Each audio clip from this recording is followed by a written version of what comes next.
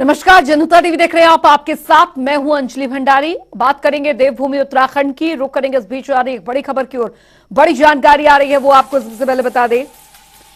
बड़ी खबर, दिल्ली दौरे पर मुख्यमंत्री पुष्कर सिंह धामी। जी हां, दिल्ली दौरा मुख्यमंत्री का। पीएम नरेंद्र मोदी से उन्होंने मुलाकात की और इस मौके पर हादसे के बाद पहली बार पीएम से मिले उत्तराखंड के मुख्यमंत्री पुष्कर सिंह धामी। पीएम मोदी को सीएम धामी ने चित्र भेंट किया है। सिलक्यारा टनल हादसे से संबंधित ये चित्र जो कि प्रधानमंत्री को भेंट किया है। दिल्ली दौरे पर मुख्यमंत्री पुष्कर सिंह धामी, ये इस वक्त की बड़ी खबर। पीएम नरेंद्र मोदी से उन्होंने मुलाकात की है। दिल्ली दौरे पर आए हुए हैं उत्तराखंड के मुख्यमंत्री और ये वो चित्र भेंट किया है प्रधानमंत्री नरेंद्र मोदी को, जिसमें सिलक्यारा टनल में जो हुआ और उसके बाद से जिस तरीके से केंद्र सरकार, खुद प्रधानमंत्री नरेंद्र मोदी ने भी उन तमाम श्रमिकों से बातचीत की, उसका विवरण इस चित्र में आप देख सकते हैं। तो ये चित्र जो है वो मुख्यमंत्री पुष्कर सिंह धामी ने भेंट किया प्रधानमंत्री नरेंद्र मोदी को। तो हादसे के बाद पहली बार प्रधानमंत्री से मिलने पहुंचे हैं पुष्कर सिंह धामी, मुख्यमंत्री उत्तराखंड। सिलक्यारा टनल हादसे से संबंधित ये चित्र जो है प्रधानमंत्री को भेंट किया है। बढ़ेंगे आगे तो राजधानी देहरादून में 8 और 9 दिसंबर को होने वाली ग्लोबल इन्वेस्टर्स समिट को लेकर प्रशासन की ओर से तैयारियां की जा रही हैं। मुख्य सचिव से लेकर सभी विभागों के सचिव भी जीरो ग्राउंड पर कार्य जायजा ले रहे हैं और समिट पर जानकारी देते हुए पीडब्ल्यूडी के सचिव ने बताया कि इन्वेस्टर्स समिट को लेकर लगभग 2 महीने पहले से तैयारियां चल रही थी, जिसमें प्रशासन की ओर से 7 रूट चिन्हित किए गए थे। इन सभी रूटों में चक्राता रोड को छोड़कर लगभग सभी पर पीडब्ल्यूडी की ओर से कार्य पूरा कर लिया गया है। इसके अलावा उन्होंने बताया कि साइनेज और साथ ही डिवाइडर्स पर पुताई का काम अभी चल रहा है। ग्लोबल इन्वेस्टर समिट के लिए हम लोग लगातार प्रयास कर रहे हैं। तमाम सारे काम हम लोगों ने किए हैं। उसमें मुख्य जो काम है वो सड़कों का काम है, जो एयरपोर्ट से लेके जो वेन्यू जो एफआरआई है वहाँ तक जो कनेक्ट कर रहा है, रेलवे स्टेशन और जो आईएसबीटी और दिल्ली से आने वाला जो ट्रैफिक है, इसका जितने भी रूट एफआरआई को जाते हैं वो सारी सड़कें आज मेरे द्वारा इनका इंस्पेक्शन किया गया है। हमने चक्राता रोड छोड़ के, चक्राता रोड में भी काफ़ी काम हो गया, तो चक्राता रोड में भी काम चल रहा है। बाकी सारी सड़कें हमने बना लिया है।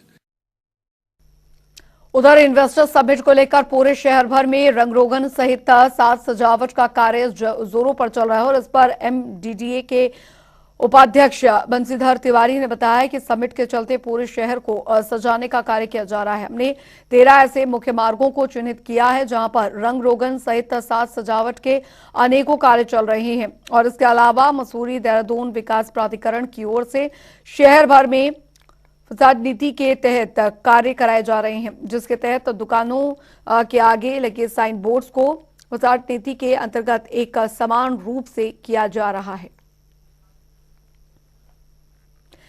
वहीं आपको बता दें कि समिट को लेकर मुख्य विपक्षी दल कांग्रेस पार्टी धामी सरकार पर हमला करते हुए नजर आ रही है। कांग्रेस के पूर्व प्रदेश अध्यक्ष गणेश गोदियाल ने भाजपा को घेरते हुए कहा कि जितना पैसा वर्ष 2018 के इन्वेस्टर समिट में खर्च हुआ, उतने का निवेश भी सरकार को नहीं मिला। मोदी जी आए, अच्छी बात है, लेकिन वाकई कुछ दे के जाए। मैं सरकार से पहले जो इन्वेस्टर्स मीट हुई थी आज से 4 साल पहले, मैं उसका हिसाब पूछना चाहता हूं कि उसमें कितना पैसा खर्च हुआ था और कितना उसमें आया। मेरी जानकारी है कि जो उस आयोजन के लिए खर्च हुआ उतना इन्वेस्टमेंट भी नहीं आया। और जिन पे सबसे ज़्यादा भरोसा था मुकेश अंबानी जी, उन्होंने ये कहते हुए अपना पिंड छुड़ा दिया कि मैं उत्तराखंड में अपना जियो का नेटवर्क बिछा रहा हूँ, मेरा यही इन्वेस्टमेंट बहुत है।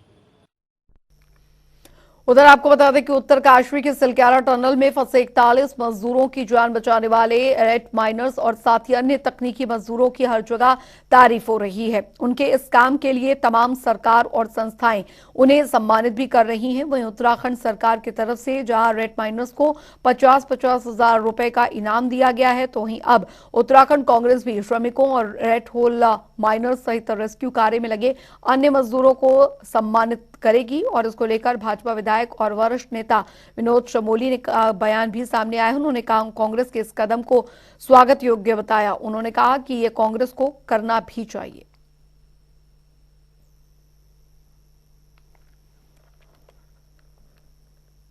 उधर उत्तरकाशी के सिलगारा टनल में फंसे उत्तराखंड कोटद्वार के गब्बर सिंह नेगी अपने घर कोटद्वार पहुंचे। कोटद्वार पहुंचने पर स्थानीय लोगों ने ढोल नगाड़ों के साथ गब्बर सिंह नेगी का जोरदार स्वागत किया। इस दौरान उत्तराखंड विधानसभा अध्यक्ष रितु खंडूड़ी भूषण ने उनके आवास पर पहुंचकर उनका स्वागत सम्मान किया और साथ ही गब्बर सिंह के साहस और शौर्य की सराहना भी की। के जो हीरो हैं हमारे गब्बर सिंह नेगी जी, उनके घर में निवास में पहुंची हूं और बहुत खुशी हुई उनको मिलकर। इतने पॉजिटिव व्यक्ति, उनसे बात करके हमें भी एक एनर्जी आई और जिस तरह से उन्होंने वहां पर सारी चीज़ों को समझा और बाकी बच्चों को जो 20 से बता रहे 20 साल के भी बच्चे वहाँ पर थे, उनका ध्यान रखा, मेंटली उनको स्ट्रॉन्ग रखा, वो बधाई के पात्र हैं। देवभूमि के हम लोग मजबूत तो होते ही हैं शारीरिक रूप से भी और मेंटली भी, लेकिन जिस तरह का कार्य आज नेगी जी ने किया है, हर एक उत्तराखंडी गर्व महसूस कर रहा है। चारों तरफ आज उनकी चर्चा हो रही है। एक आम आदमी आज एक हीरो बना है और सचमुच का हीरो बना है, तो मैं उनको और खासकर उनकी पत्नी को बहुत सारी शुभकामनाएं और बधाई देना चाहती हूँ। उधर देश के 5 राज्यों में हुए विधानसभा चुनावों के लिए कल मतगणना होनी है और जिसका सभी को बेसब्री से इंतजार है। वहीं नतीजों से पहले बीजेपी और कांग्रेस अपनी अपनी जीत का दम भरते नजर आ रहे हैं। एक और जहां बीजेपी प्रवक्ता नवीन ठाकुर ने कहा है कि राजस्थान, मध्य प्रदेश, तेलंगाना एवं छत्तीसगढ़ चुनावों के नतीजे भाजपा के पक्ष में आने वाले हैं। बीजेपी 5 राज्यों में सरकार बनाने जा रही है, तो वहीं कांग्रेस वरिष्ठ नेता नवप्रभात ने कहा है कि 3 राज्यों में कांग्रेस पूर्ण रूप से सरकार बनाने का जा रही है। हालांकि 2 राज्यों में मुकाबला थोड़ा कड़ा है कि 4 राज्यों में कांग्रेस का प्रदर्शन बहुत शानदार रहेगा और 5वां राज्य मेघालय जो छोटा राज्य है उसमें चूंकि लोकल जो पार्टीज हैं वो थोड़ी इम्पोर्टेंट है, वहाँ कांग्रेस अपने प्रदर्शन में सुधार करेगी और मैं मानता हूँ कि जो भी सरकार बनेगी वो कांग्रेस के समर्थन से ही बनेगी। भाजपा के समर्थन से वहाँ सरकार बनाने की पहले भी स्थिति नहीं थी। एक विधायक था, उसमें समर्थन देके अपनी सरकार कहते थे और अब तो वो स्थिति भी मणिपुर की घटना के बाद समाप्त हो गई कि ये जो चुनाव हो रहे हैं, ये चुनाव लोकसभा के चुनाव का आभास हमें पूरी तरीके से दे देंगे कि लोकसभा में क्या होने वाला है, लोग किस तरफ सोच रहे हैं और जो जनविश्वास था वो जनविश्वास कितना बाकी बचा है। राहुल जी की यात्रा के बाद कांग्रेस के प्रति जनविश्वास बढ़ा है और जनता खुद निकल के कांग्रेस के पक्ष में आई है। ये आज कांग्रेस की सबसे बड़ी ताकत है। निश्चित तौर पर जनता ने विकास को देखकर इस बार वोट दिया है और कांग्रेस का जो भ्रष्टाचार राजस्थान में था, छत्तीसगढ़ में था, उसका भी संज्ञान जनता ने लिया है और मुझे पूर्ण उम्मीद है कि हम ये सारे राज्य जीतने जा रहे हैं। मध्य प्रदेश में हमारी वापसी हो रही है, राजस्थान हम जीतने जा रहे हैं, छत्तीसगढ़ में भी हमारी वापसी हो रही है और एक बड़े जो है अंतर के साथ भारतीय जनता पार्टी विकास के मुद्दे पर चुनाव लड़ी थी, उसको जीतने जा रही है। कहीं ना कहीं आप देखते हैं कि सेमीफाइनल के तौर पे माना जा रहा है कांग्रेस के लिए भी और भाजपा के लिए भी, क्योंकि लोकसभा चुनाव बिल्कुल सर पर खड़ा है। देखिए, कांग्रेस तो कहीं फाइनल में है नहीं। वो फाइनल मैच जीतने के लिए कितने गठबंधन कर रही है, हर जगह समझौता कर रही है, उन दलों के साथ भी गठबंधन कर रही है जिन दलों ने उनका अस्तित्व समाप्त कर दिया, चाहे आम आदमी पार्टी हो, चाहे तृणमूल कांग्रेस है, जिनके कारण जो है कांग्रेस बंगाल में तृणमूल के कारण उसका अस्तित्व समाप्त हो गया। पंजाब और दिल्ली से कांग्रेस का अस्तित्व आम आदमी पार्टी ने समाप्त कर दिया। लेकिन देश में अपना अस्तित्व बचाने के लिए कांग्रेस को मजबूरन उन दलों के साथ भी गठबंधन करना पड़ रहा है जो उसे पानी पी पी कर कोसते थे और उसे गाली दे देकर सत्ता में आए। तो कांग्रेस का कहीं हमारे साथ मुकाबला है नहीं, कांग्रेस कहीं मुकाबले में है नहीं। फाइनल तो निश्चित तौर पर हम ही जीत रहे हैं और कल सेमीफाइनल में भी जो है आपको नतीजे भाजपा के पक्ष में ही मिलेंगे। उधर हरिद्वार जिले के प्रभारी मंत्री सतपाल महाराज ने जिला पंचायत की बोर्ड बैठक में शिरकत की। इस दौरान करीब 44 करोड़ का बजट पास किया गया। बैठक में कांग्रेस विधायक ममता राकेश और हाजी फुरकान अहमद भी मौजूद रहे। सभी जिला पंचायत सदस्यों ने अपने अपने क्षेत्रों में होने वाले विकास कार्यों से जुड़े प्रस्ताव भी रखे, जिन पर मंत्री सतपाल महाराज ने मुहर लगाई है। इस दौरान उन्होंने कहा कि ग्रामीण क्षेत्र के विकास के लिए बजट की कोई भी कमी नहीं है। विकास के लिए केंद्र सरकार भरपूर बजट दे रही है। 44 करोड़ का ये बजट है और इसको खर्च करना है, इसका सदुपयोग करना है और निश्चित रूप में हम ये चाहेंगे कि भाई इसका सभी अच्छा उपयोग करें और मैं अध्यक्ष जी को बहुत बहुत धन्यवाद दूंगा, चौधरी जी को, जिन्होंने आज बहुत सफल बैठक कराई। सभी एक स्वर से विकास के कामों में संलग्न होने जा रहे हैं और पंचायत का पैसा केंद्र सरकार ने बहुत दिया है हमको, उसको भी हम चाहेंगे कि निश्चित रूप में पंचायतों के विकास के लिए, क्षेत्र के विकास के लिए उपयोग किया जाए। जो हमारे गांव के बाजार है उनको साफ सुथरा कैसे रखे जाना चाहिए, उस पर चर्चा हुई है। हमने एक रिसाइकलिंग प्लांट भी यहाँ लगा है बुग्गावाला में, उस तक कूड़ा कैसे लाया जाए। जो कमेटी आप जमीनों का वो करेंगे आप लोग, तो उसका उद्देश्य क्या है? अभी कमेटी बनाई नहीं है, बनाने पर विचार कर रहा है। अच्छा। उसको बनाएंगे, अभी बनाई नहीं है। उधर उत्तराखंड सरकार भले ही सरकारी स्कूलों को बेहतर बनाने की कवायद में जुटी है, लेकिन आज भी सरकारी स्कूल पूरी तरह से बदहाल बने हुए हैं। इन स्कूलों में साफ सफाई के कोई भी उचित इंतजाम नहीं है। हालात इतने ज्यादा खराब हैं कि स्कूलों में जगह जगह पर गंदगी के ढेर लगे हुए हैं।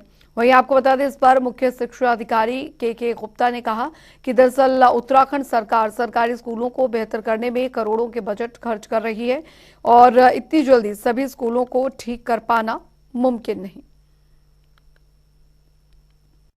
साल में ही हम पूरी काया पलट कर देंगे, वो संभव नहीं है।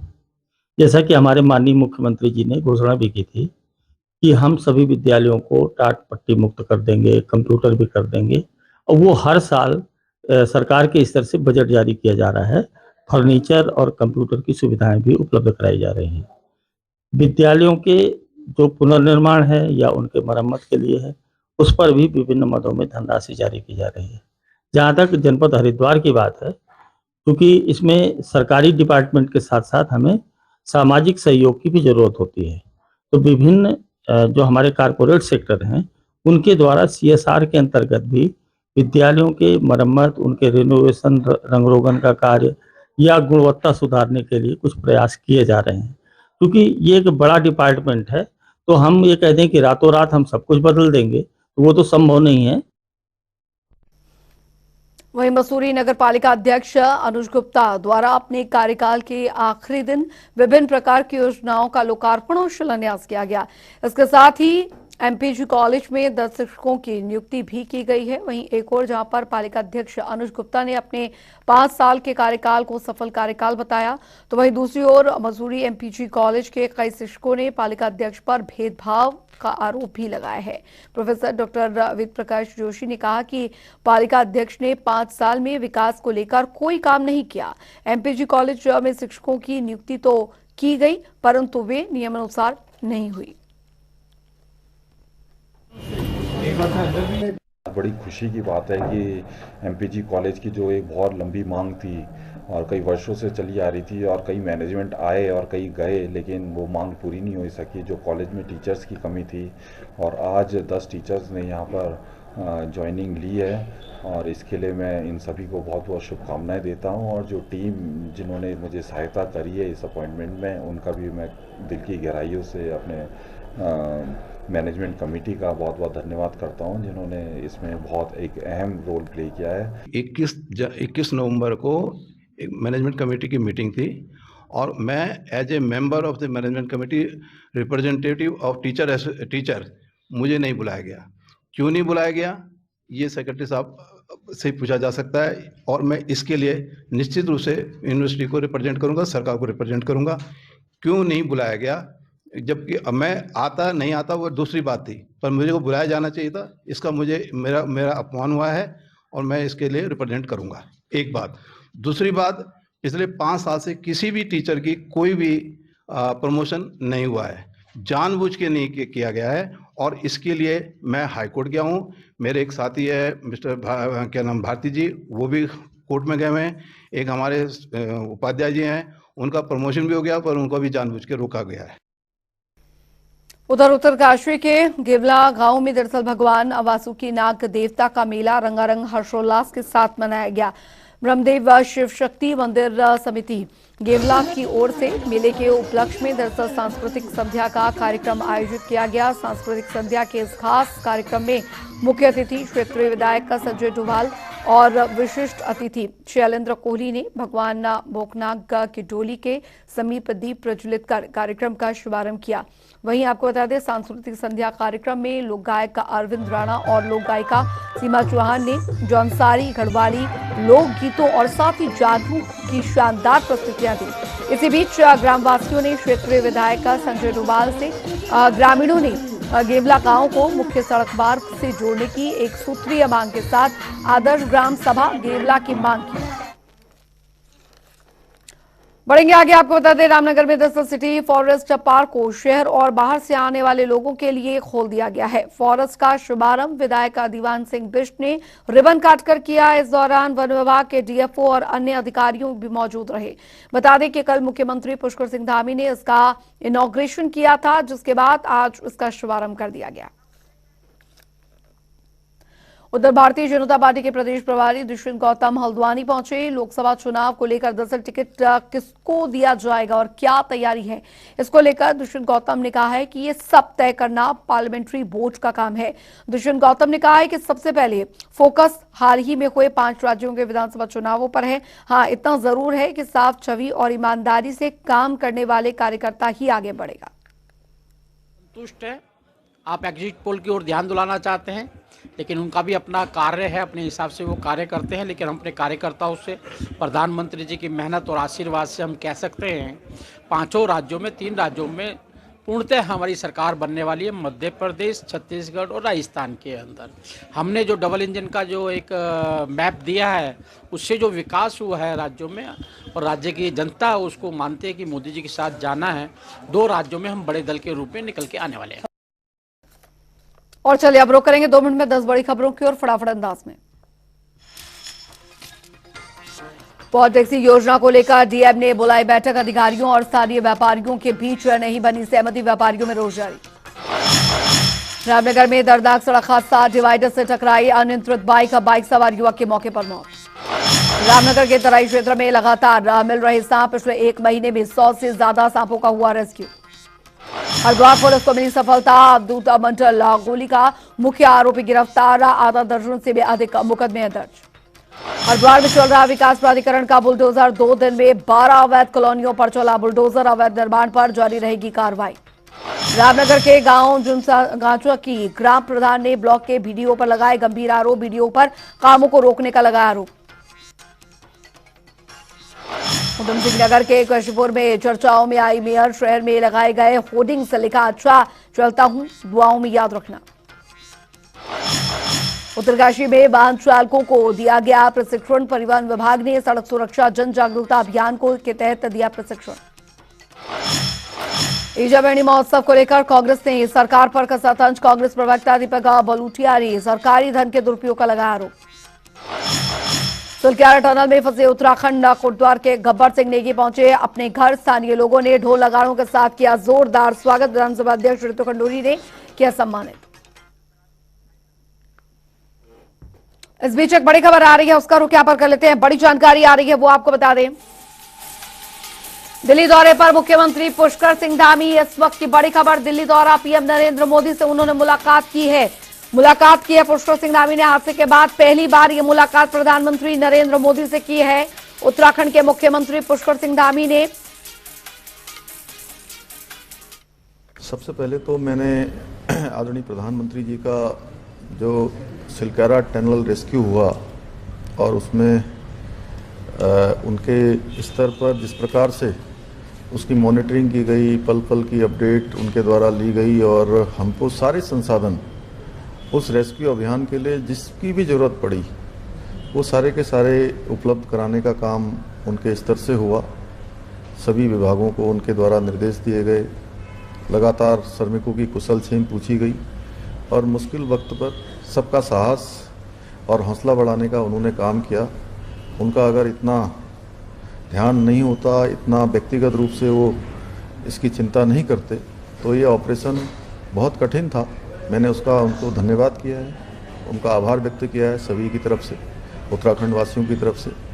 और देहरादून में जो 8 और 9 दिसंबर को ग्लोबल इन्वेस्टर समिट आयोजित होनी है, उसका मैंने आमंत्रण भी दिया है उनको उनकी प्रेरणा से ही चूँकि ये काम भी हम कर रहे हैं और इसके पीछे हमारा हेतु है कि उत्तराखंड के अंदर अधिक से अधिक निवेश आए और अधिक से अधिक रोजगार का सृजन हो, उत्तराखंड की आर्थिकी बढ़े, उत्तराखंड का व्यापार बढ़े, नौजवान युवाओं को रोजगार मिले, उनको अपने घर के पास ही काम मिले।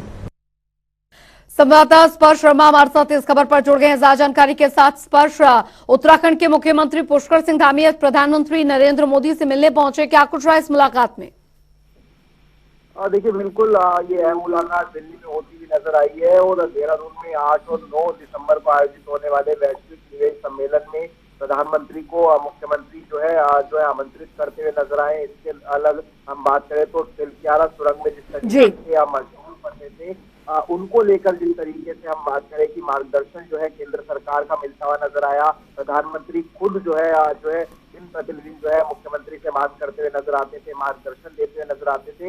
इसको लेकर भी मुख्यमंत्री ने जो है धन्यवाद प्रधानमंत्री का जो है किया है। इसके अलावा अगर हम बात करते हैं तो कई जो अन्य परियोजनाएं जो चल रही है प्रदेश में उनके लिए जो सहायता राशि है वो किस तरह की नजर आ सकते हैं। इन तमाम मसलों को लेकर फिलहाल जो मुख्यमंत्री पुष्कर सिंह धामी है वो आज जो है प्रधानमंत्री से मिलते हुए नजर आए हैं। चलिए, बहुत बहुत शुक्रिया स्पर्श शर्मा इस तमाम जानकारी के लिए। तो पीएम नरेंद्र मोदी से मुलाकात, यहाँ पर उत्तराखंड के मुख्यमंत्री पुष्कर सिंह धामी की तस्वीरें आपने देखी। वक्त एक छोटे से ब्रेक का, ब्रेक के उस पार भी खबरों का सिलसिला लगातार जारी है।